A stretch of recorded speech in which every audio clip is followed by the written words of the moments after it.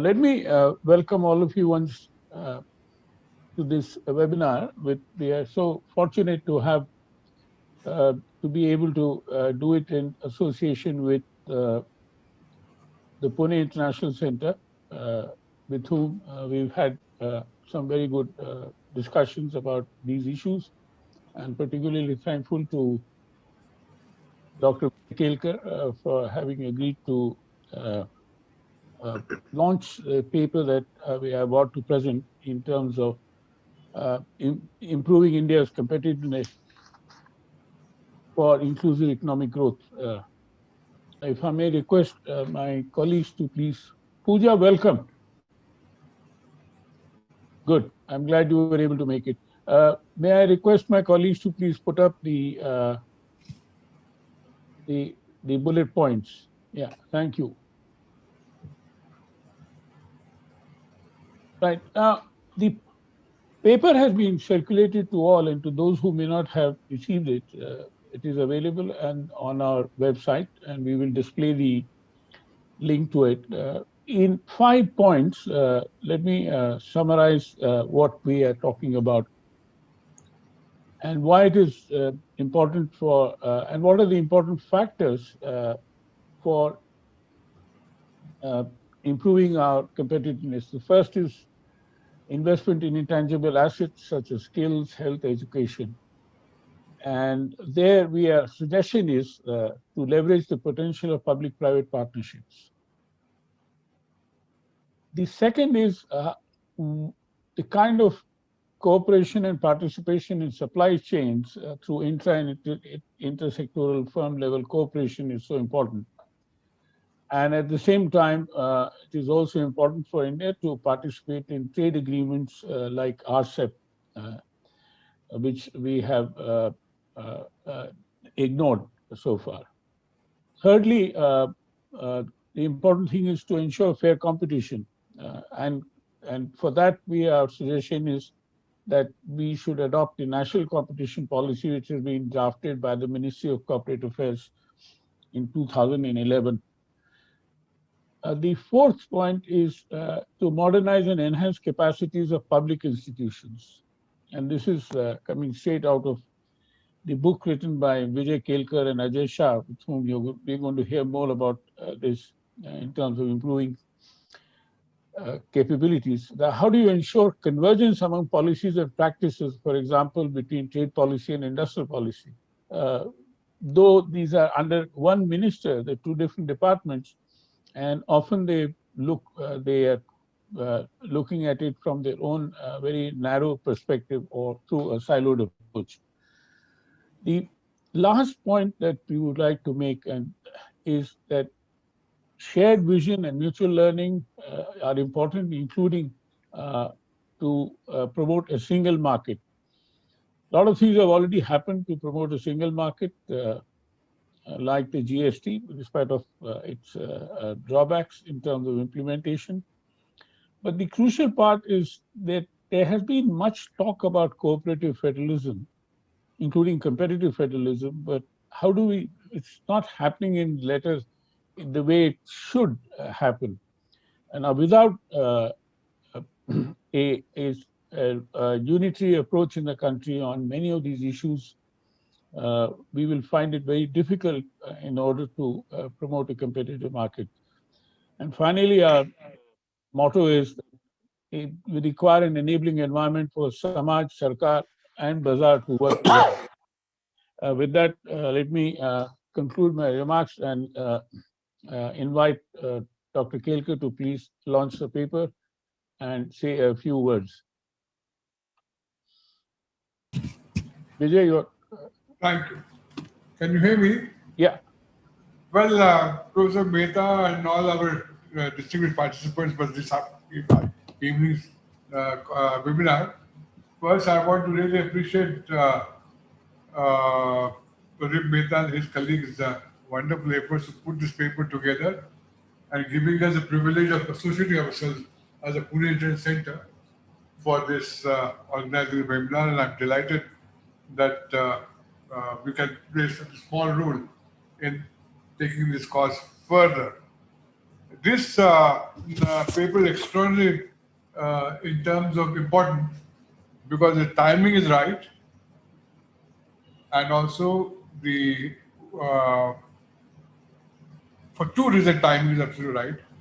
One is, of course, we are trying to come out of major disaster of COVID pandemic, and it's important our country comes out of this as quickly as possible and as rapidly as possible. And second, more important or equally important, is really the new additional urgency of doing things right and quickly is because of this enormous hostile neighbor we have now on our northern borders.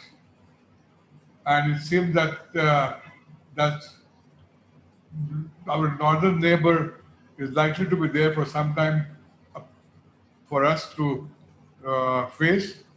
So what the major response to that threat is really going to come through more rapid progress we can make on the economic front. So that's the reason this urgency and importance of this paper one cannot overemphasize. And no, it's I'm not. I already Professor Mehta has already mentioned the uh, the paper as I want to show to everybody.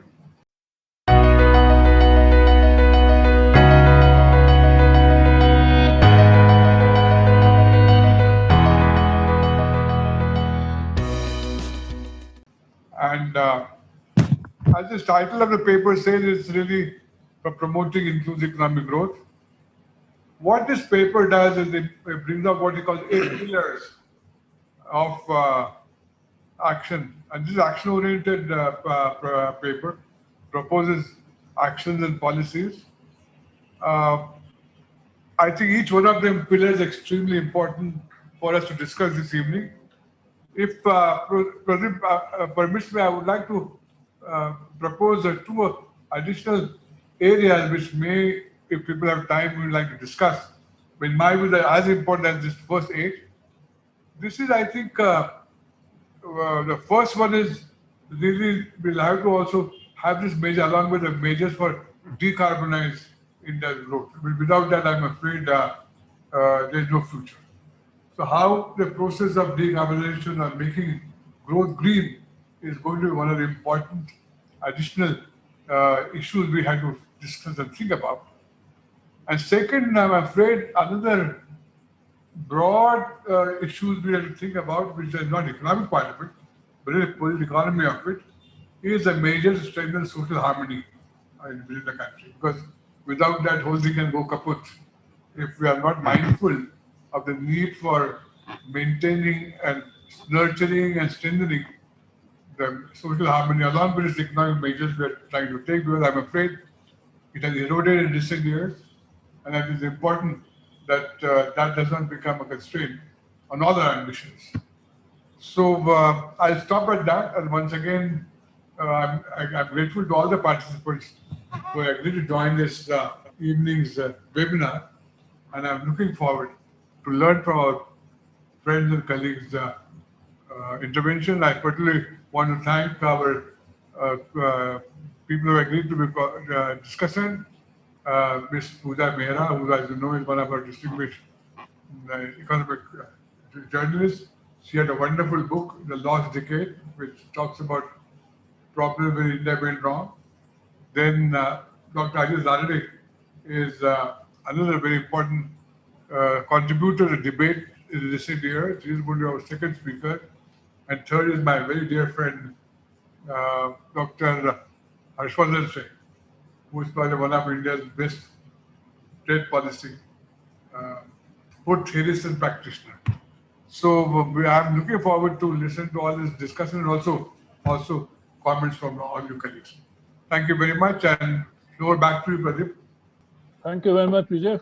Thank you for those very, excellent opening remarks. And if we are going to talk about green growth, another very important aspect that we need to look at is that the gender dimension, participation of women. I mean, if you look at the larger growth agenda becomes very important, and it has not received the kind of attention except you keep on hearing about these things. One of our speakers, Shumita Kale, unfortunately has been sort of unwell and hence unable to join us at this point of time. Uh, and we're going to miss her. But let me then, now I notice Ajit Ranade. Ajit, you're here. Yes, I'm here. Yeah. Hi, Ajit. Welcome. Welcome. Thank you. Thank you. Would you like to kick off about 7 to 8 minutes? Let us Can try I to go a do it little as. later? I Huh, had requested because I was coming in late from another meeting. So I okay, request just give me, go later. fine. Let me start with Harshvardhan Singh. Harsh, would you Yeah, like yes. Hello. about 7 to 8 minutes?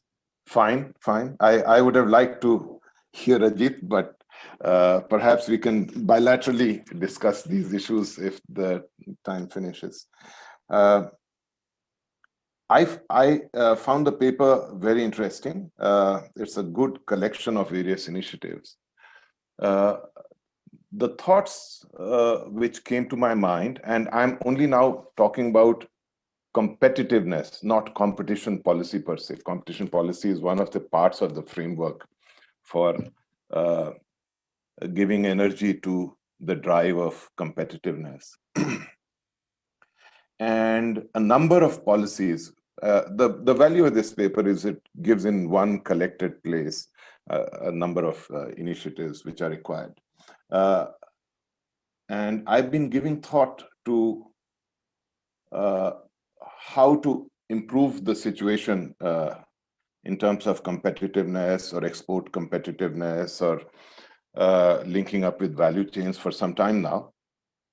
And one aspect which comes out very clearly is that actually India has knowledge about a lot of these gaps.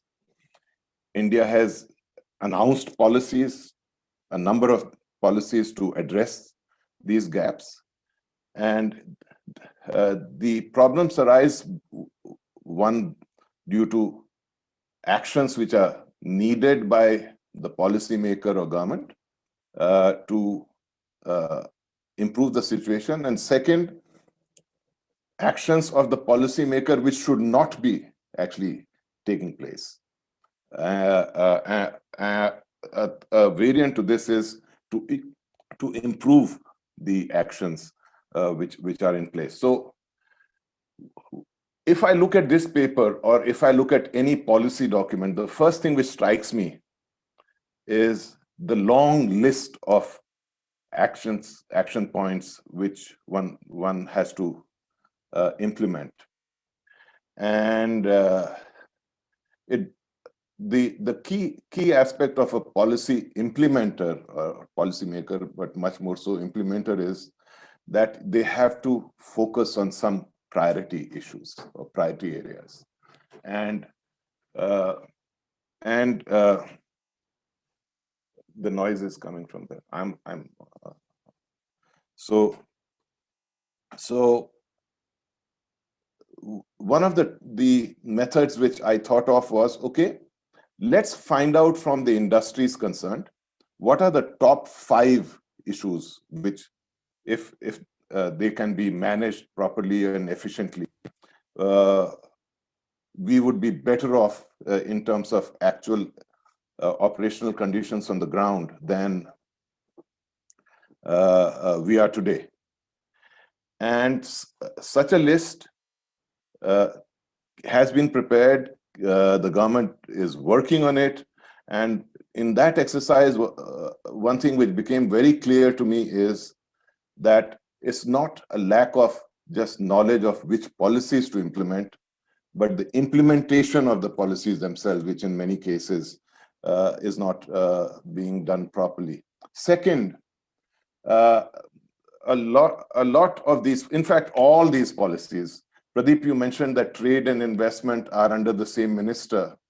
When you start looking at the trade policies or investment policies or industrial policies, which is a much larger rubric, they're actually not under the same minister at all, although there is a commerce and industry, the name of the ministry, but you have finance, you have the operational ministries concerned, and there are people working in different silos which need coordination. You have identified quite strongly a need for consistency and coordination amongst the center and the state. But even within the center, we need coordination. And there has to be a monitoring of the coordination and implementation itself. So the first point which I want to make is that there are a large number of industries or sectors where you can actually identify key priority areas to make it easier for the policy implementer to see, is it a gap which needs to be filled in terms of a policy step, or is it a gap which needs to be filled in terms of implementation step, and then go about addressing it. The second is that there is no policy which will be limited to only one silo of governance. So if you need to have consistency or an approach which takes us forward towards the objective which we are aiming at, there has to be a coordination mechanism and at a senior enough level so that decisions can be made to address any balancing requirement which might be there, because there are often conflicts. There are two objectives which become relevant, and a higher level of decision making has to take into account the conflicting objectives and then decide how to balance them. In addition to this, what I feel, and we've done quite well when you actually look in terms of international indices, etc. In general, but just as I pointed out the need to identify priority policy steps, and in that I want to qualify myself, there are certain sectors which actually need a much more coordinated project kind of approach. These areas include pharmaceuticals, medical devices, etc. But in most others, we can actually pick up some priority steps. And once you start working and making headway, you can go on to other constraints or gaps which need to be filled. Coming back to my point of improving performance in terms of some kind of measurement statistic, I think from a general level, we have to go to the specific level. Let me give an example. If I look at trade facilitation, or I look at factors which contribute to competitiveness, etc., let me just take a look at trade facilitation. On average, our progress has been very good. But if we see those who we are competing with, because competitiveness is measuring your performance versus those you are in competition with for a market share, for links with global value chains, etc. Then there are a number of areas in trade facilitation. I can take examples from the OECD indices, etc., where we are in the last quartile of the set we may develop. I had looked at around 12 countries, including India, and a number of areas of which matter in terms of meeting the objectives. When we compare with the direct competition which we have, we are actually not doing as well. And that gives us a handle, just like the priority areas, to identify the key areas where you need to make improvements. So what I'm saying is, this paper gives you a framework, it gives you hooks, but in order to really make a difference, one has to see, is there a policy needed, or is it the implementation of the policy which is important? And from my work in this context, I think about 80 to 90% of the times it's implementation. And when you try and assess what is the is it really that needs improvement, then again you have to become a micro level kind of decision maker or identify criteria. Once you are doing all this, the aspects of green growth, gender, etc., they are objectives which become part of a sustainable development growth process itself. And often we feel that we are trying to meet, we can actually meet multiple objectives with just a few policies. In several areas, we would need independent initiatives to address those different objectives. Some of them could be horizontal in nature, and some of them would be more specific in certain sectors. So I'll come back to you again. Yeah, it's about 10 minutes, so I thought maybe you could hear others also. Absolutely. And absolutely. Some of the points which you made are extremely valid, and we've discussed in the past also. I mean, can I make just one point in this context? Yes, related? please. Okay. Let's take the performance on trade, and you said trade policy is with it. You were thinking of commerce, the part of the commerce and industry. Actually, while the policy structure, which is made in consultation, is developed at the Commerce Ministry, the implementation of that is not in the hands of commerce. And once you go to that level, whether it is agriculture standards, whether it is trade policy implementation, tariffs is one area, non-tariff measures could be another area. You have to develop a system, and there are systems and structures which exist or which existed earlier and can be reactivated, where very senior level decision making is made in a coherent manner, and the problems keep going up in a time-bound manner, for redressal. And that is something which really has to be infused in the system rather than something which we only talk about, because that is not an aspect which we have paid too much attention to. Thank you, Harsh. Thank you very much. And as somebody said, there are three problems, which are implementation, and implementation. You're very right. You said 80 to 90% is a problem. It's not the policy formulation, but the implementation. And the second extremely crucial point which you made was the lack of coordination. That usually, I mean, I've seen instances that between two ministries, there is some kind of animosity to cooperate. And there are human egos which get into the play. But anyway, as I said, Ajay Shah and Vijay have written an excellent book on these capabilities issues. Let me now turn to Ajay. Ajay? I mean, Ajit or Ajay? Ajay Shah. I'll come back to you later because I thought there's a kind of continuity to this. By the way,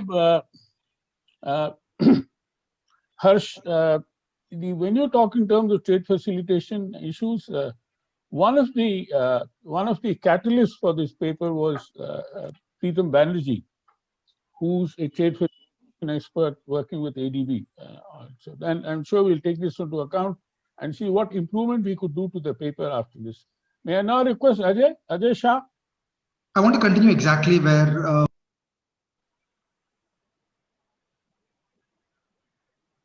Hello. Yeah, here I am. Is this working? Yeah, we can hear you.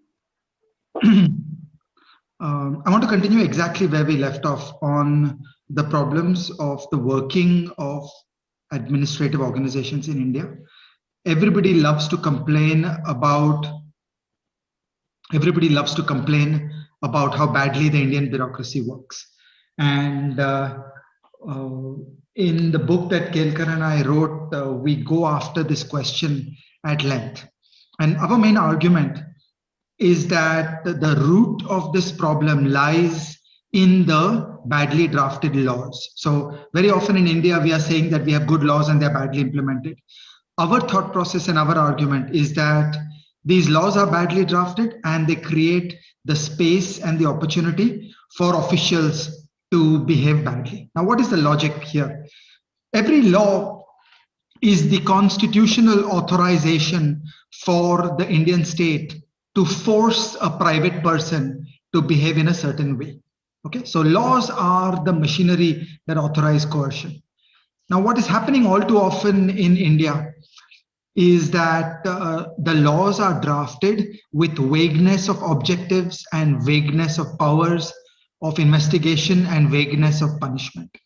And this is the heart and soul of what has gone wrong. Because in the hands of an official, vague power is the ability to go do whatever they like. Vague rules governing investigation is the ability to abuse private people at the receiving end of an investigation.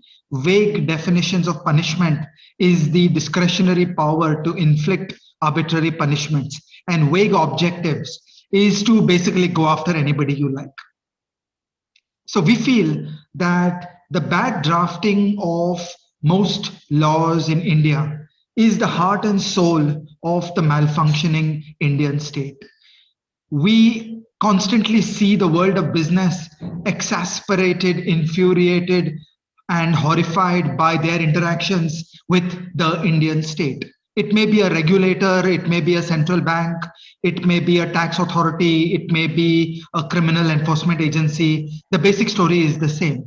The individuals inside these government organizations have the arbitrary power to essentially go after anybody they like. They have the discretion on how much pain and punishment to inflict through the investigative process. And we have all kinds of draconian punishments. In this, we have to constantly check ourselves, because all too often in India, we want more stringent laws. And stringent laws plays into the hands of this problem, because stringent law means more arbitrary power for officials to investigate, more arbitrary power for officials to inflict punishments.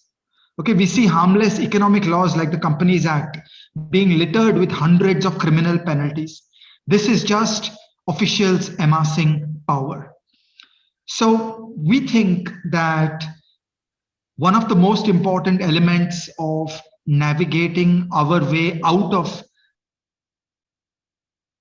is in a new age of precision in drafting of laws. We need laws that precisely articulate objectives. The job of the Reserve Bank of India is to deliver an inflation target and nothing else. If you give them 30 other things, those powers will be abused. Each organization should have precise objectives. It should have narrow investigative powers that are written down into the law. Otherwise, the investigators will torment private people. And finally, when we are at early stages of the development of state capacity in India, investigative powers should be kept down and punishment powers should be kept down. There is too much baying for blood in the Indian public discourse where we want stringent punishments for everything. But pause to think about it.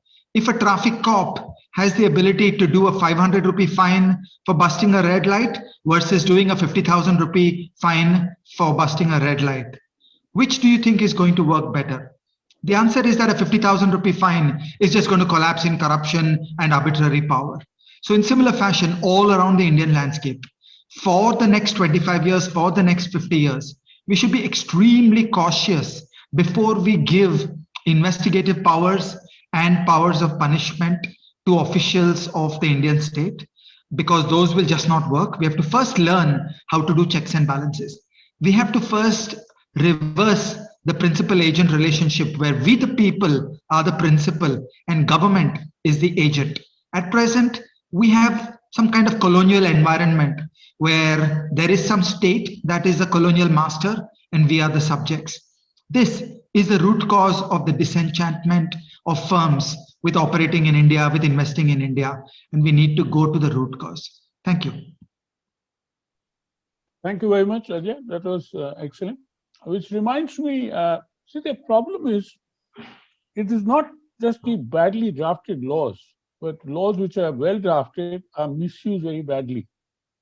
Let me give you an example of Section 66A of the Information Technology Act.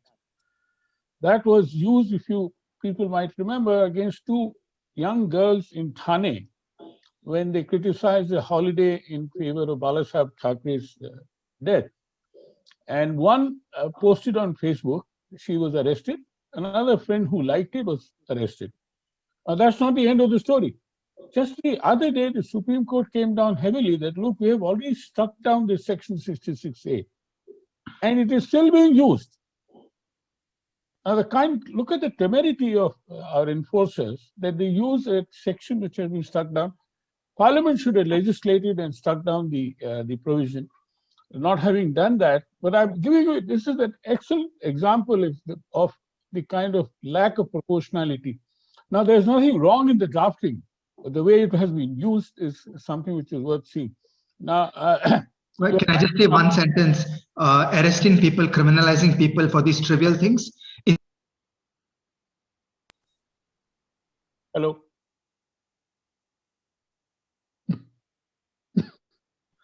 Ajay, we can't hear you. Yeah, I just wanted to say one. Again, he's people for such trivial things, criminalizing such trivial things, that is the root cause. It is the bad drafting of law. These trivial things should never attract criminal penalties. But, you know, Ajit, Ajay, this whole 66A drama sparks from the point which you made about the kind of colonial mindset of our police, go and arrest that person. Companies Act, the same thing happened. I know friends of mine who went to jail just because there was an intercompany transfer which was, going beyond a particular point of time, and there was a criminal action on it. But anyway, let me leave it at that. And I think you made a very valid point. But the root cause of this is the lack of understanding in terms of the proportionality of the action. It's not just a bad drafting, but even good laws. I mean, if you 66A well drafted, but the misuse, the misinterpretation which happened was something which is abominable. I mean, I now request Pooja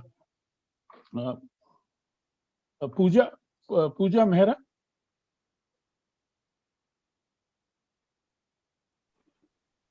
Thank you. Can you hear me? Yeah, sure. About 8 minutes. I wouldn't need that much time. Thank you so much. I wouldn't need that much time. Oh, very good. I just want to repeat what the speakers before me have said and what is there in the paper, but I want to phrase it in slightly broader terms. And I want to phrase it as a question, which is that I wonder if all the things that we are talking about reflects a consensus, a political consensus on the direction for economic policy, especially related to trade, industry, competitiveness of the sort that we are talking about. Because you say that there should be a common market across the country and, let's say labor market, but we are seeing different states trying to introduce laws where they reserve not only government jobs, but even private sector jobs for people of that particular state. We also see, a lot of reversal in the whole idea of trade liberalization when it comes to tariffs.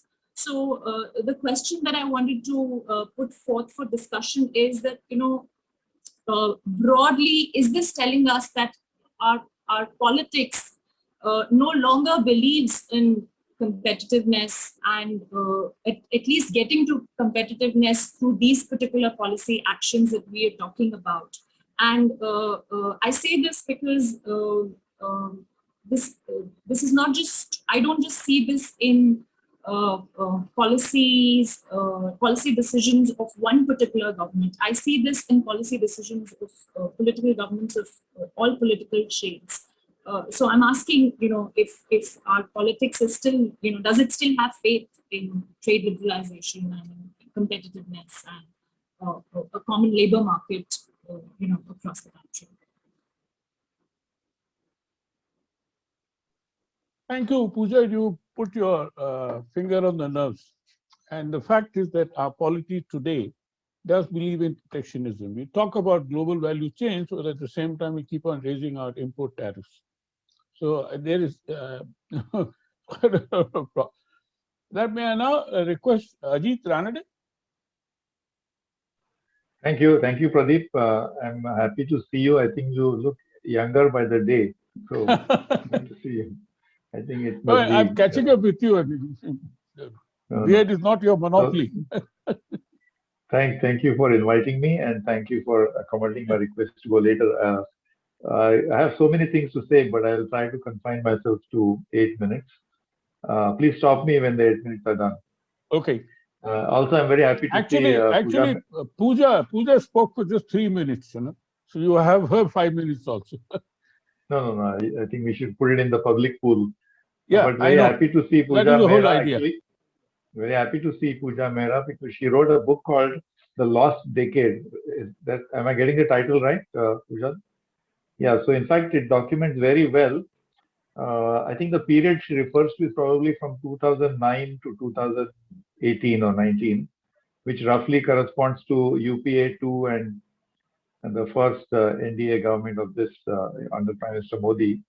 And there's a lot of, in fact, that book is extremely readable, and I strongly recommend it because I was fascinated by the fact that little incidents and little sort of human aspects, human decisions played a fairly significant role in how things turned out. But so the last decade actually captures the backdrop of what you're trying to say. So number one, I just want to point out to people here that we are at a time when the global economy actually is booming.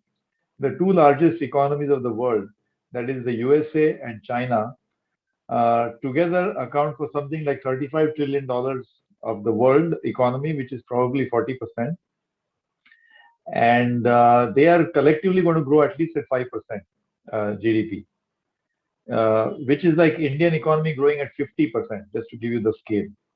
And the boom time is going to last probably for, according to me, at least probably 2 years. It's not just 1 year. It's driven by two major factors. One is the vaccine optimism, because as more and more a share of the population gets vaccinated. And the second factor is the fiscal stimulus, which has been significant. And of course, it's true for other economies as well, probably some parts of Europe and so on. But this is happening at a time when India is nowhere near the potential you mentioned. I think in your paper somewhere you mentioned 10% or even 8%. I fear that it will be very difficult for us to even forget the fact that this year, because of a low base effect, we may actually grow at 8%. But to sustain it for a few years, it's going to be difficult. So I just want to mention that. So this is a time when, if the world economy is booming like this, especially the two largest economies, it is a time when, in fact, there's going to be a huge demand for exports. And if India can even double its share of manufacturing exports, or even manufacturing for services, from its current, I think manufacturing share is, if I'm not mistaken, 1.5%. So even if we go from 1.5% to 3%, which is a doubling for us, would be a huge boost. But that can happen. That can happen if we are committed to openness. We are committed to policies which, because exports are intertwined with manufacturing, domestic manufacturing. So there have to be policies which are opposite of what Pradeep, you mentioned. Across the line, our tariffs have actually gone up. They've become more protectionist. So I'm just mentioning that as a first fact. That's the backdrop. Second, I just want to look at our. By the way, just 1B. If my comment is to Ajay, I think he put it very well that we basically came into a master-subject relationship with the government. So the government is the master and people are subjects, when in fact it should be principal-agent, where the principal of the principal and the government is the agent, or I would say shareholder and management.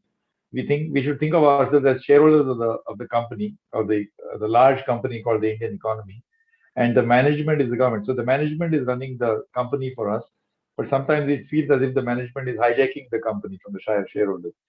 And on this master-subject relationship, a little apocryphal anecdote. I'm told that when we got independence in 1947, Prime Minister Nehru told his party people, his Congress party colleagues, to go into the countryside far and wide to tell the people of India in the remotest corners that we are free now and the Britishers had left. So apparently the common refrain, the response was that, oh, the Britishers have left. Now who is going to rule us now? So if that is the mindset we carry, then this subject master relationship that Ajay referred to is perhaps something that we can't only blame the government for. Anyway, that is my point 1B. So second point, I just want to say that look at the 5-year record, which is there in your paper, just before the pandemic. So at least on the export performance is zero. Cumulatively over almost 5 years, the export growth was zero. And this is at a time, by the way, we can't say that world trade was slowing down, because if you compare the growth rate in exports across different Southeast Asian or East Asian economies, they had significant exports, even our own neighbor Bangladesh. So exports cumulative growth zero. GDP growth was steadily declining from a peak of 2016-17 of around 8%, coming down to a 4%. I'm talking about before the pandemic. Number 3, the investment to GDP ratio, which is actually a determinant of future growth, was stagnating, if not declining. And number 4 is the NPAs, the steady sort of increase in NPAs, non-performing assets in the banking industry. So this was the precursor to the pandemic. I mean, what was happening in the economy. So it was really many of the problems that we have identified or speakers have referred to were there happening steadily over 5 years, 4 to 5 years. Of course, we can say what was the bright side. FDI was strong, and I like to say that if you break up the $50-odd billion that we got during 2020, you should take aside, separate the $22 billion that came into Geo from companies like Facebook and so on, and then see where the FDI was coming. But FDI was, I'm willing to admit that it was relatively fine and good. The accumulation of foreign exchange was strong. The stock market was booming, and some of it is probably related to the monetary policy and liquidity. And of course, financial inclusion in terms of the progress we made in ensuring that 300 million Indians have a bank account. But still, the macro reality cannot be ignored. So that's my second point. That's the backdrop. The third point is about people have said that your paper has both competitiveness as well as productivity. So the way to understand productivity in my mind is the following: that imagine the economy to be a black box, and you have inputs going in and you have output coming out. So what goes in, let's call it labor and capital, and what comes out, let's call it GDP. So what goes in, labor refers to our demography, and capital which goes in refers to our savings rate. So our demography is, and capital, the incremental growth in capital is about 2.5%. So if you add this up, you get GDP growth, but then GDP growth rate can be slightly higher, and that's where productivity comes in. So the way the labor and capital mixes with each other and the way it produces output, there's a little bit of extra zing to it. That's what productivity is. Because productivity for the average person, non-economist, it means something else. And for economists, it is that total factor productivity or productivity which is captured in perhaps, what is it called, technical progress. But that depends on how the capital and labor mixes with each other.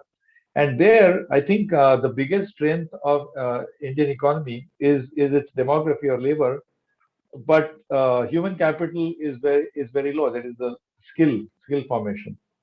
And the challenge here is that the large section of the labor force which wants skill building or wants to accumulate skills is also the part of the population which cannot afford it. And this is I don't know whether to call it market failure or what to call it. And this is a challenge we'll have to face. So if you want productivity growth, you'll have to enhance human capital significantly.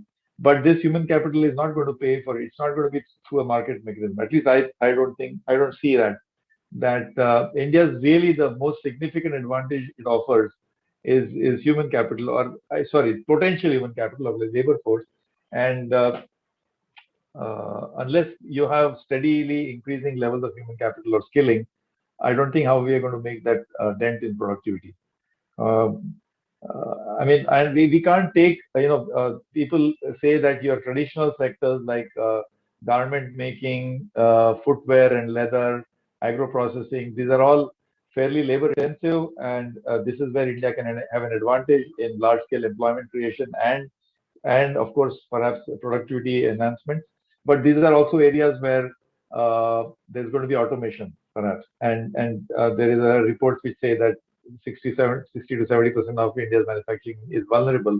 And in fact, I know, Pradeep, you have been involved in this studies of the labor market, future of work. But this is, while we keep talking about this, very quietly, our own neighbor in the last 10 years has used the very same advantage, labor intensive exports, to make rapid progress in exports, in employment creation, and in GDP growth and per capita GDP growth. So I think we can't say that just because automation is coming, we can't focus on our traditional strength. So last point is about what are the determinants of competitiveness, or so there I think there are several things. So I can't possibly list everything. Just to remind Pradeep, you know that 2-3 days ago, President Biden also announced, I think, a competition council, one of your favorite topics. So even the US is now focusing on creating, better competition. So I think clearly that goes for India as well, whether it's factor markets, whether it's product markets, we need a competition policy. But I want to just say that when we look at increasing our competitiveness, and surely exports is a big part of that puzzle, let's also learn from our own successes and failures. So the example which I like to give always, and which is well known, is the example of Nokia. Nokia had the world's largest factory in India. It provided employment for 30,000 people, most of them women, and they were cumulatively, I think they produced something like 500 million handsets. And we ensured a spectacular failure of this company. I mean, forget about the fact that Nokia had its own problems globally, but I think we need to understand what is it that made that the world's biggest factory, and what is it that ensured its murder, if I can call it that. And I'm not even going to I can go tell stories of Cain and U-turns on e-commerce policies, blah blah blah. So I do sympathize with the fact that policy consistency. You said that competitiveness is about 3 things, right? It's about factors, 4 policies, and institutions. Yeah. So on policy, certainly there's plenty to do. So I'll stop here. Thank you. Thank you very much, Ajit. That is excellent. Of course, the fact is that human capital is very low. There's no doubt about that. And the efforts made in terms of skill building have been terrible, to say the least. Now, in terms of FDI, what you just pointed out was very interesting. Of course, we know about it, that out of that $10 billion only came into Jio, Reliance. But did you see that FPI flow? It was round tripping. So what has also come out very evidently is a report saying that the Indian money deposit alleged round tripping. Alleged. Yeah, alleged. Yeah, it was so bluntly evident. But anyway, it said that even the foreign exchange, the deposits in Swiss banks has gone up from Indian sources, and government of India is trying to find out as to what they can do about it. I don't know whether Harsh is involved with that investigation. Having said that, let me invite Nagesh is also with us. Nagesh Kumar is the director of the Institute for, beg your pardon, Nagesh? Yeah. Yeah. Yes. Hi. Yeah. Welcome. Please. Thank you. Thank you, Pradeep. I enjoyed listening to all the distinguished panelists and all of them friends for many, many years.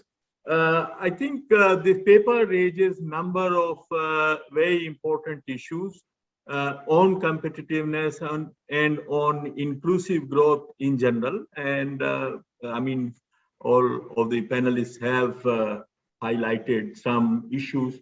And I think what Harsh was saying, implementation is the real issue.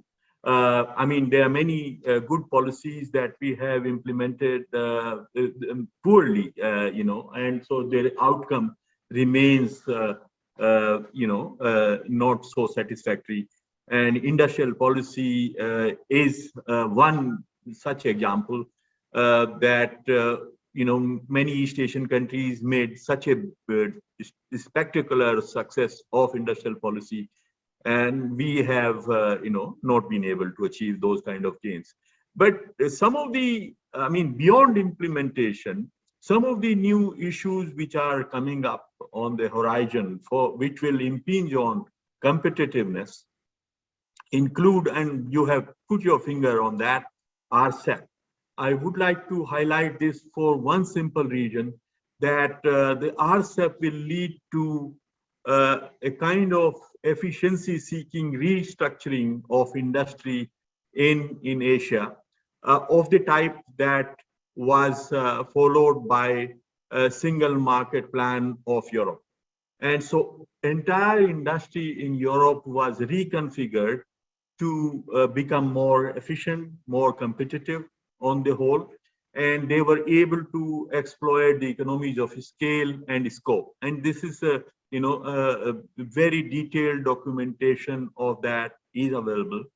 So if that is going to happen in our part of the world and India stays out, in a way we are staying out of that process of industrial restructuring, or to stay out of regional value chains of Asia and the Pacific.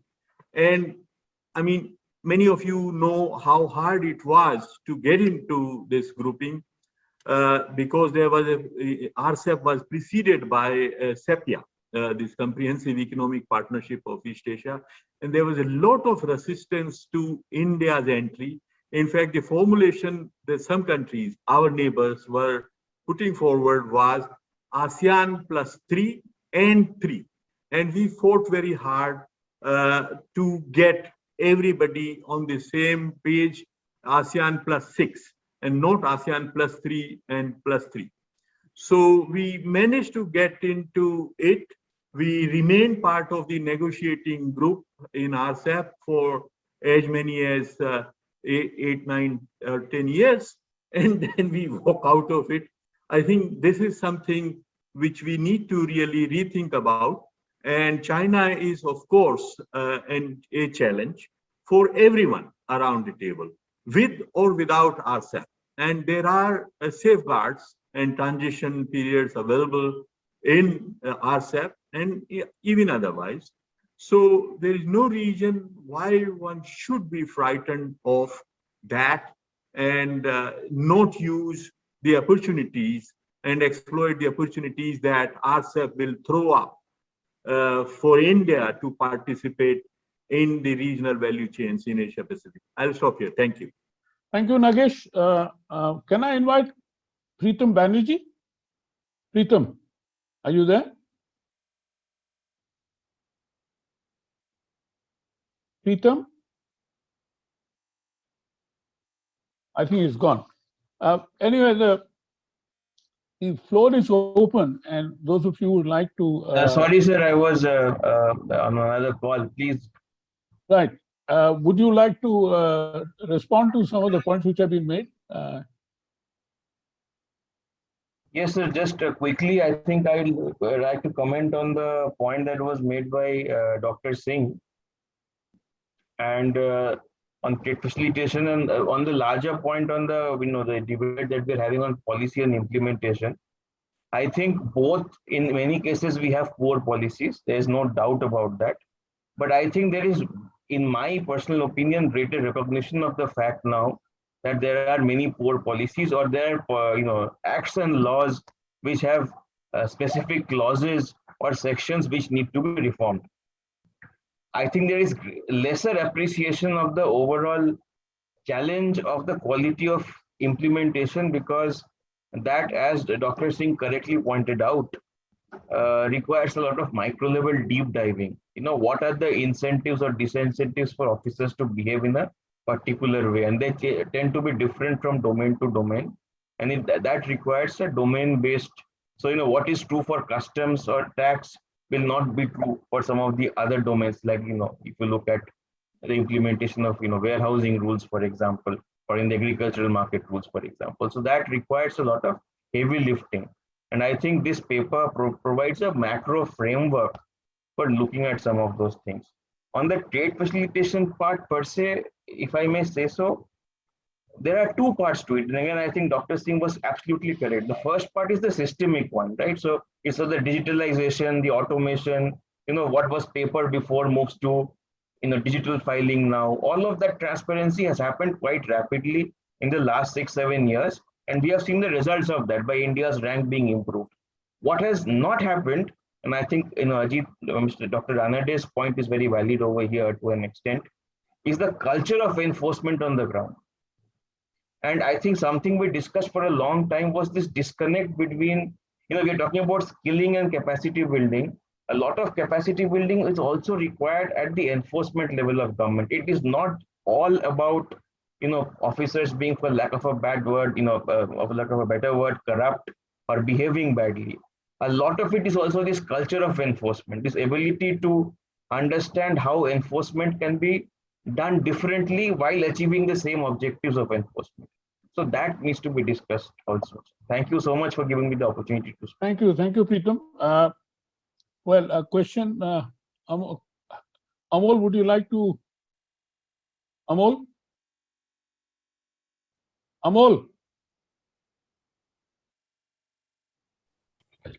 Yes, sir. Amol? Sorry. Yeah, please go ahead. Yes, thank you. Thank you for this opportunity. Actually, the host, I was unable to unmute myself, and that's why the delay in responding. Not at all.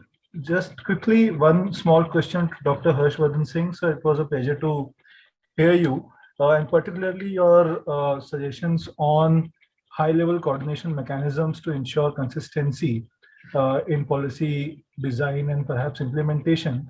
But do you think that such mechanisms can be effectively institutionalized, or these are mostly personality based, given that most of these issues are driven by individuals in these high offices and their personalities and their thoughts and egos? So your thoughts on how can these be institutionalized? You said that these have been experimented with in the past and in other countries. So if you could just throw some more light on this, it would be highly helpful. Thank you very much. Harsh, are you there? Pradeep, do you want to collect some more questions, or should I answer? Sure. No, I hope you don't have to leave. I will have to leave in another 10-15 minutes. Okay, right. Right. Any more questions? I'm requesting the audience if they would like to ask any more questions.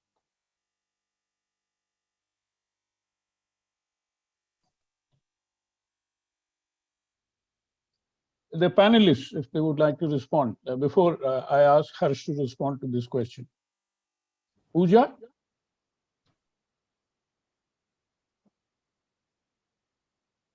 Pooja? Do you want me to respond to the question on personality clashes? Yeah, for example. I don't know about personality clashes. We did see several of them in the UPA 2 government, the UPA 2 cabinet. We saw, my book was mentioned, as my book also documents the clash between the then Prime Minister and the then Finance Minister, Mr. Pranab Mukherjee and Dr. Manmohan Singh. and how that stalled policy making. I am not so sure about personality clashes in the current government, but I do think sometimes we see, as the point is also being made, about the different goals and objectives of different ministries. So for instance, if the finance ministry is wanting to maximize revenue generation or reduce expenditure, then commerce ministry, may be looking for some incentives for exports, or education ministry may be looking at a larger budget. And I think the empowered group of ministers is one institutional mechanism that is evolved for resolving these kind of issues. And we saw that function on a state and center level for the Impart Committee of the GST, and before that, the Impart Committee for VAT. If I believe if those functioning of those could be streamlined, I think that is one solution already available. That's all. Thank you. I have a request from a friend from across the border in Bangladesh, Dr. Mustafizu Rahman, distinguished fellow of the Center for Policy Dialogue. Mustafizu. Thank you. Thank you. Welcome. Pradeep, can you hear me? Yes, I think we can hear you. Okay. Thank you, Pradeep. I joined the Zoom with a lot of interest, and I was not disappointed. It was a fascinating discussion on a very important work. So thank you, Pradeep, and all the colleagues who are involved with this. I have just one just observation and one question. My observation is with regard to what Nagesh has said. I think I fully agree with him. Comprehensive economic partnerships are the way for us to go forward. For example, looking from Bangladesh side, I can see that one of our, for example, major competitors like Vietnam, it's a member of the Vietnam EU Free Trade Area. Then it's a member of Trans-Pacific Partnership, the CPTPP. It's now a member of the RCEP. So after some time, we will see that Vietnam is getting zero tariff access for ready-made garments in European Union, in Canadian market, in Japan, in China. And what happens to countries like ours? For example, Bangladesh is very much dependent on the preferential market access. In Europe, we get the tariff rate on apparels is 12%. Now, after some time, after 2026, when we leave the LDCs, we will have to face tariffs, and Vietnam will then get market access as zero tariff. So the difference I was calculating will be about 20% from what it is now. So competitiveness and competition and translating our competitive advantages into competitive advantages is becoming so important. And that, so I fully agree with Nagesh's observation. That brings me to what Ojit has said. And very correctly, some of our export-oriented sectors are labor intensive. But I was looking at our ready-made garment sector, and between, for example, 2010 and 2017, the labor force survey says that we have lost about 500,000 jobs in the manufacturing sector. So there are labor displacing technologies which are coming, and we are not exporting labor, we are exporting products. So if the productivity is low, then we become uncompetitive. I was looking at the import of machineries, and I was seeing a lot of import of capital machineries, 84, which is capital machineries in 8441 and 8446, etc., are textile and ready-made garments related machineries. And I can see that there are changes, how labor displacing technologies are coming. So I think that it all boils down to how you raise your competitiveness, and their institutional implementational issues are becoming very important. So two observations on a very good panel discussion. Thank you. Thank you very much, Mr. Fies. Now we have some questions from the audience. One is to Dr. Ajay Shah. You have spoken about the design of laws as a moot problem and resulting in implementation challenges. What are your thoughts on our capacity in designing clear and precise laws, a way the same can be enhanced and institutionalized? Ajay, this is a question for you. Yeah. There is one question to, I'll come back to you. There's one question to all the panelists is that should more responsibilities be given to the Competition Commission of India? And another interesting question is, which is not directly related to this, but anyway, I'll read it out and you can answer it if you wish to. Panelists are requested to share their views on the employment of Indians abroad and their placements assisted by Indian embassies worldwide, contributing to the Indian economy and lessening the burden on providing jobs within India. So let me start with these 3-4 questions. One is a precise question to Ajay, and there was a precise question to Harsh. So let me start with Harsh, and then I'll come back to the other panelists. I've just been told that it's about time for us to leave. Go ahead. But so I'll quickly address the question which was asked on coordination, etc. I think one has to be very clear about 3 different things. One, clear about the objectives and the level at which the objective is to be enunciated. For instance, the foreign trade policy comes out from Commerce Ministry. The Commerce Ministry is not an implementing agency. And if it starts coming out from the cabinet, it is actually a national level policy with very high level interest. So that's first, the clarity of objectives and the level at which it is being given support and momentum. The second is the fact that different areas of implementation have different parts of the policy chain. Just as you have a supply chain in terms of products, you actually have a policy chain which is very closely linked to the supply chain. That gives us a perception of the coordination mechanism which is required. Third is, when the coordination mechanism is taking place, and it's not as if there aren't coordinating mechanisms in place in India. There are. But if we, one way is for it to work efficiently, sorting out various issues, and to the extent the decision can't be made at the level at which the coordination mechanism is placed, there must be a higher level coordination mechanism to address the issue. Why am I saying this? Because together with the coordination mechanism, we must have a periodic monitoring mechanism which can have a framework where we see what are the key issues raised. Have they been addressed? If not, how long have they not been addressed?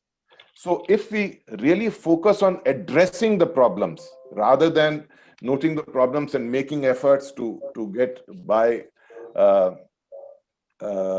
in a manner where the system functions with different parts, that's the kind of approach we need, and it's an approach which is there in some parts of in Indian decision making, but we can learn also from other countries where you actually have to end up where the decision making success of addressing a problem is key. That's why then my next step was, okay, which problem? If we have 100 problems on our slate, we will hardly address any one of them. That's where we have to prioritize. So these are interlinked initiatives, but implementation will become more of a key objective and criteria for judging success if we combine it with a framework which takes into account the constraints which are operating, the policies which are needed. Some of the policies are actually there, but they are not being implemented, etc. Thank you very much. Harsh, can I ask you a question? Yes. Do you think, therefore, that the foreign trade policy should be legislative? No, there's a difference between legislation of legislated process kind of thing, but the entity, the ministry which comes out of the with a foreign trade policy actually does not have its capability to function with the levers which will make that policy happen.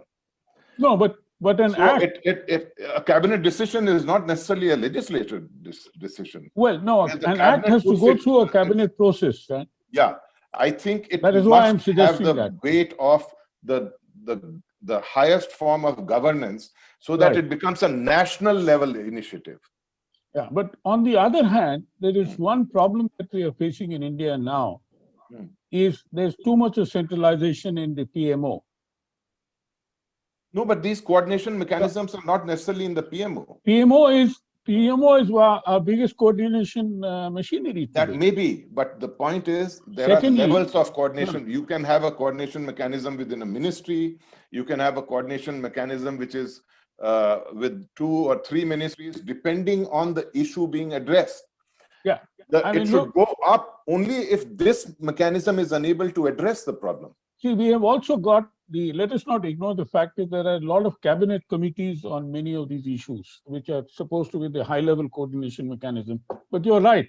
At a more operative level, you require better coordination. No, but at the policy. if the cabinet committee is unable to get a solution, the buck must stop somewhere.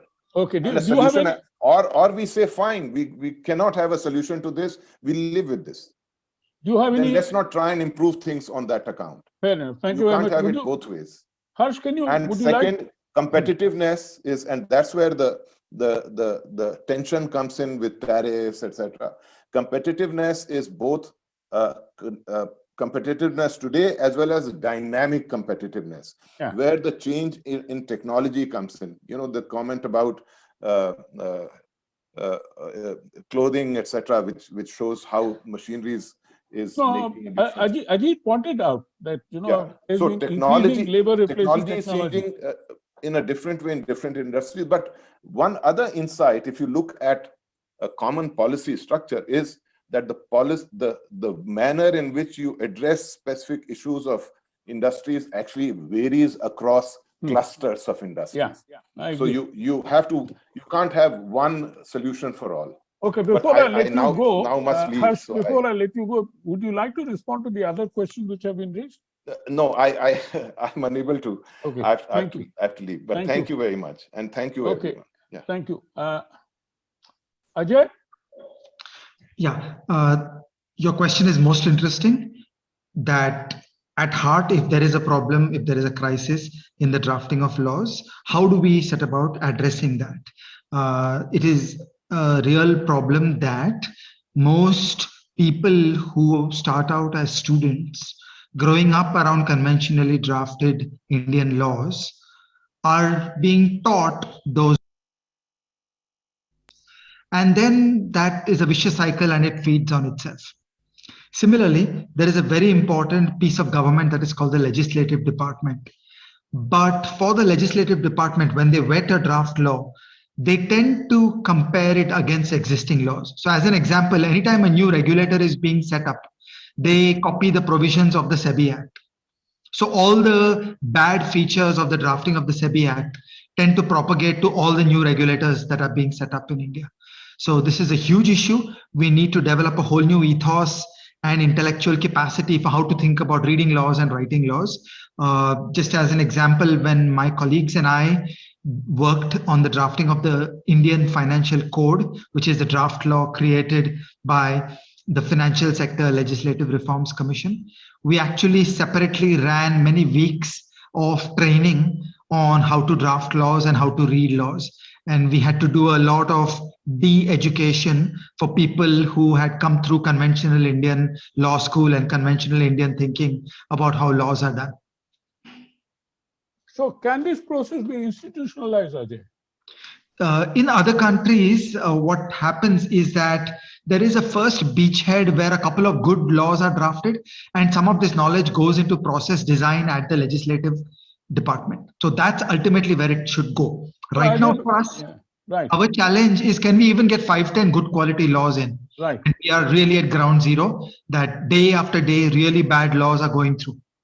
Ajay, before I let you go, there is very interesting question from one Mr. Madhukar Kotwal to everyone, but it relates to the point that we were discussing. He says, in most cases, even if policies are basically good, there is no PDCA approach followed. This implies that after implementation, the necessary feedback loop is very weak or is heavily biased. Consequently, mid-course corrections are missing or are misplaced. Do you have any opinion on this aspect? And the second part of his question is, for making any major improvement, some measures are required. Do we have any specific metrics or criterion by which competitiveness in any sector is monitored? Either would you like to respond to this before I turn to the other panelists, including, the two questions before? Yeah, at heart, I want to worry about the principal-agent relationship. We are in a bit of a colonial environment. Day after day, a law is pushed down into the citizenry, and we really have no choice. We have to grin and bear it. What is needed is a far more activist environment of challenging laws, criticizing laws, and ultimately generating feedback to the legislators saying that this is not okay. There is no other method other than a deepening of democracy, a deepening of freedom. Thank you. Ajit? Yeah, I just want to first of all quickly respond to Ajay. He is a guy who is basically, he should be a philosopher or a lawyer, if not an economist. So of course, Ajay, you make statements which nobody can have an issue with. But I just want to tell you the problem. You need to just to give an example of the problem. You know that there are 40 million cases pending in the Indian judicial system, and so this is not about laws; it's just disposing cases. One more anecdotal example is that in the US system, again, our favorite benchmark is the US, but let me give an example. If a case goes for trial, then 90% of the time the defendant will lose the case, which means that by the time it comes to trial, the case has been so thoroughly the case has been prepared so well that the statistics are that therefore not many cases go to trial. There's a pre-trial, this settlement out of court or whatever, arbitration. And that means the investigation system is more competent. The trial, the way. So actually what he talks about, lack of drafting skills, is unfortunately reflected in lack of proper investigation skills, lack of skills in making a strong case. In fact, a lot of under trials, as you know, 2/3 of people in India's prisons are actually technically innocent because they're not convicts, they are suspects. So they've been and some of them are there longer than the period for which they are. If they had got convicted and they had got sentenced, they already served half the sentence in prison as an under trial. So the process, as I say, the process is the punishment. But that's because the investigating authorities have not got their act together and have not done a proper investigation. So I'm saying this Ajay's point is well taken, but actually this goes back to my point about human capital.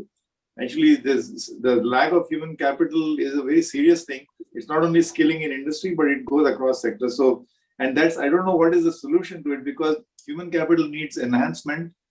But the people who are willing to pay for it, usually it sort of mediates to the market. I mean, putting very simply, it's the poor people who would like to get skilled, because then they would get skilled jobs or semi-skilled jobs, but they can't afford the tuition for the skilling. So that's a fundamental problem. I mean, in countries like China, from the times of Mao, the focus on primary healthcare and primary education. So I don't want to go into a historical discussion. So that's one point. So it's the same point. I think the productivity is linked with I think human capital enhancement, and that is not to deny that you will climb the ladder of human capital by also learning by doing.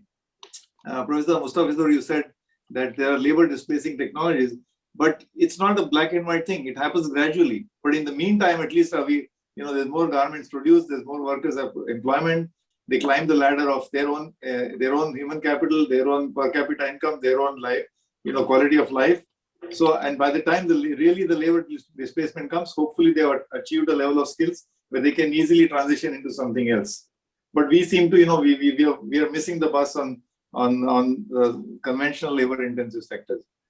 Two more questions. Pradeep, you asked about CCI. I don't think the empowering the Competition Commission of India is going to help, because the bigger cases are not even coming there. For example, telecom, there were accusations of predatory pricing, but it went to TRAI. It should have come to Competition Commission. I don't think it ever came there. Or the e-commerce rules which are about competition being drafted by the Consumer Affairs Ministry, not CCI. So I don't know. Is the CCI's mother is the Minister of Corporate Affairs, Consumer Affairs is a different ministry, telecom is under TRAI. So it's actually competition policy, right? We need to have actually a national competition policy, but until we have a holistic framework, I don't think it makes sense to. The CCI, I mean, with due respect to them, they get bogged down by things like those two large companies in the world, Holcim and Lafarge, get merged, and they have somebody has a small unit in India. It gets held up because the CCI has to bless that, has to approve it. Or in our own case, our company, the company which produces Van Heusen shirts, so there was a stock market investment into Aditya Birla Fashion by a famous company called Flipkart, but it was through the stock market. They're just buying shares in the stock market. And guess what? It has to go to CCI because they have to bless it. It's part of FDI.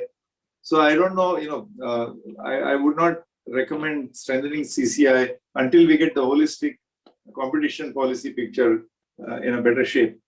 And last point about export of labor, you said foreign embassies and foreign consulates maybe to help. I think please remember that when goes through your mode 4 of WTO and so on, whenever somebody stands in line to get a worker visa, whether it's an H-1B or something, the guy on the other side of the window is thinking of this guy as a potential immigrant. So immigration issues and worker visas get mixed up. And at a time when the world, is sort of grappling with anti-immigrant sentiment, I don't know how successful. Our biggest factor endowment in the country is labor.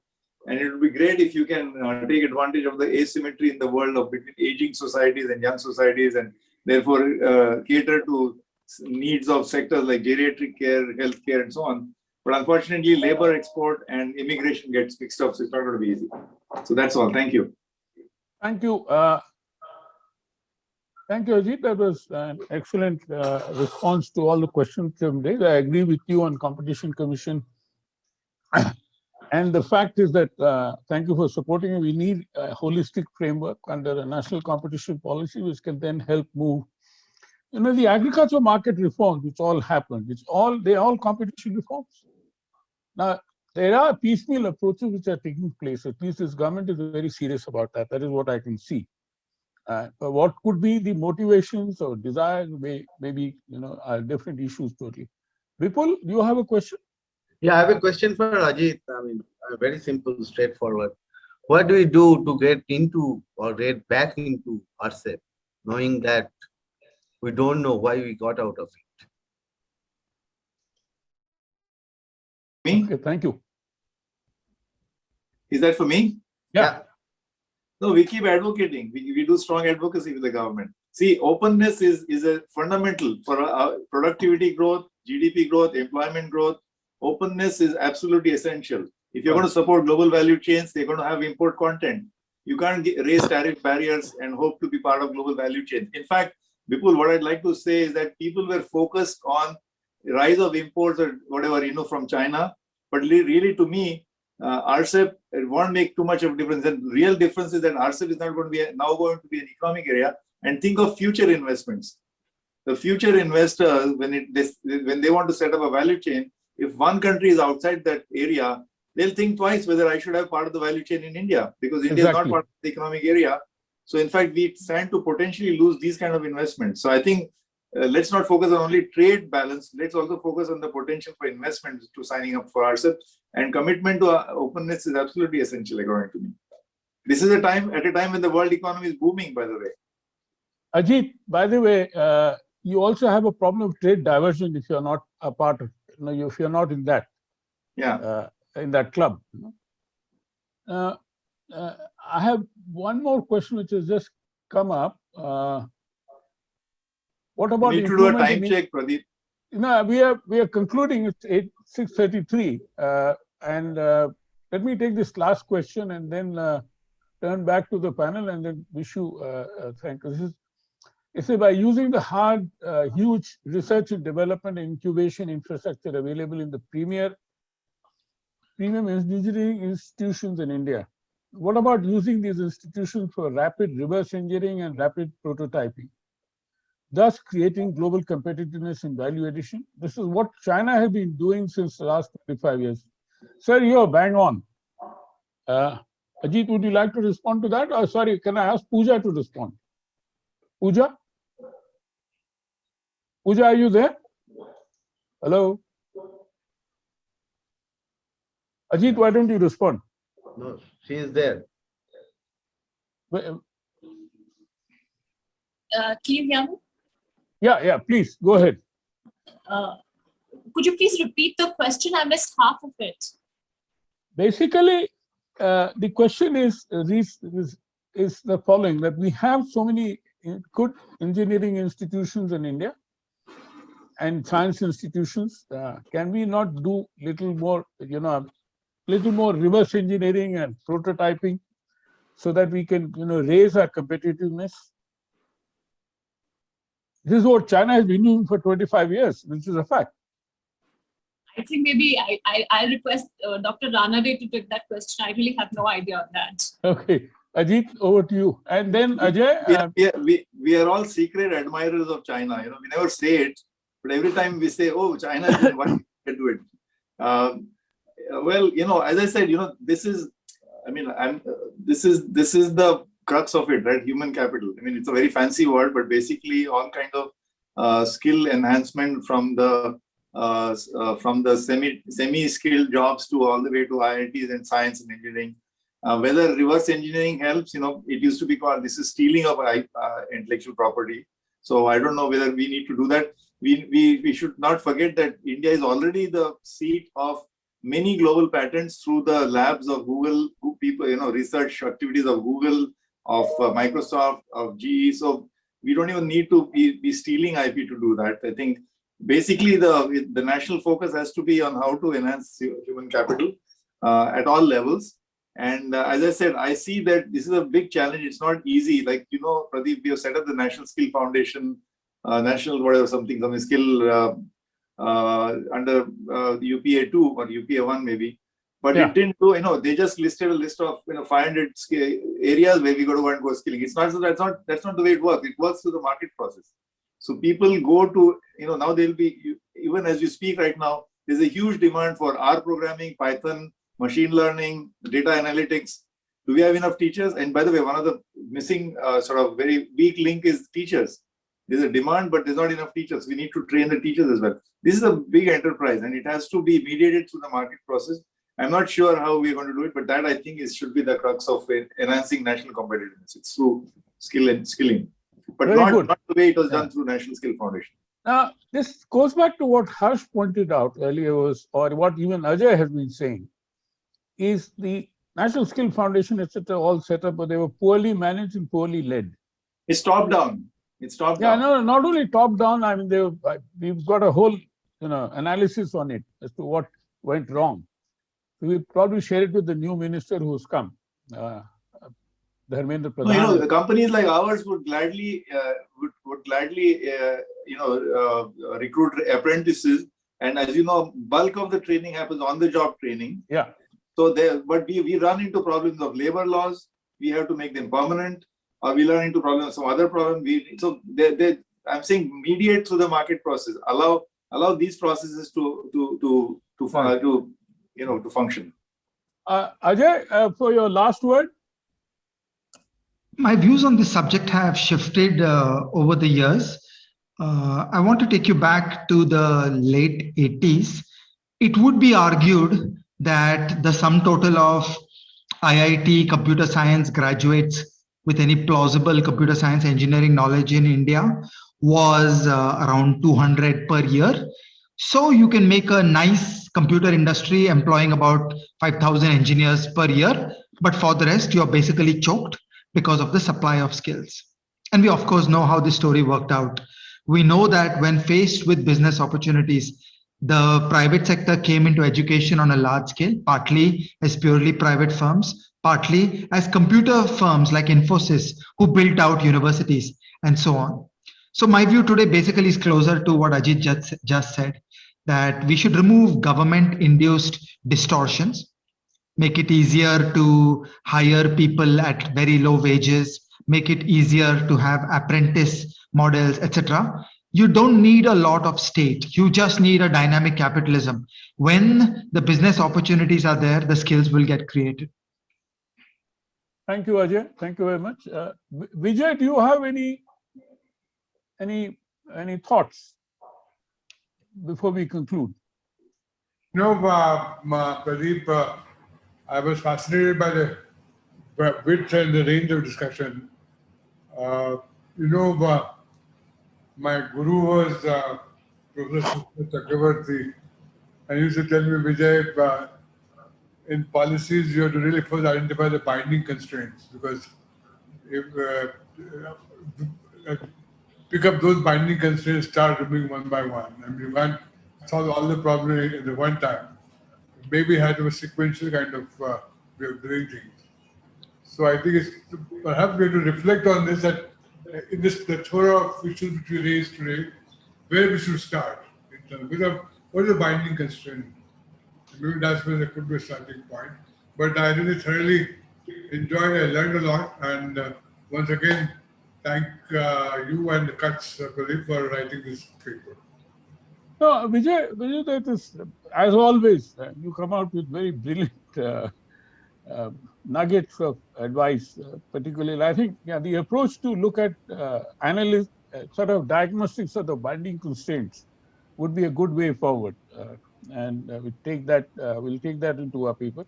Bipul, would you like to convey a vote of thanks to all? Thank you. Yeah. And not a long speech. No, certainly not. The good thing about this whole process which we have followed, that we have come out with certain solutions. We just didn't talk about the problems, particularly in today's webinar, whether it was Harsh or Ajit or all panelists. They have spoken about solutions, specific solutions. So as part of this process, going forward, what we would like to do is to come out with a brief document, 1 page, max 2 page, writing out the solutions. And that's the reason why I would like to thank every one of you for your participation, for telling us the solutions. And thank you very much. And we would like to keep this process rolling, including doing the advocacy, as Ajit has rightly pointed out, to get things done at various levels, not just at one level. So thank you, and over to you. No, it's over, and I would like to thank all the panelists once again on my behalf and on behalf of Cuts, which has already been conveyed by Bipul, and particularly it was such a delight to have Vijay with us, including the partnership that we had with PIC, and we look forward to having more such events in partnership with PIC, including with ISID, which is I think perhaps you might know that Dr. Nagesh has retired from UN and has joined as the director of ISID in Delhi, which is working on many of these issues. We hope to take this forward in the policy circles rather than to sit back by writing just papers. As all of you know, I mean, we do more than writing papers. We try to see whether we can get policy immersion. That is our goal. Thank you very much, and Thank you. Have a good evening. Thank you. Bye. Bye.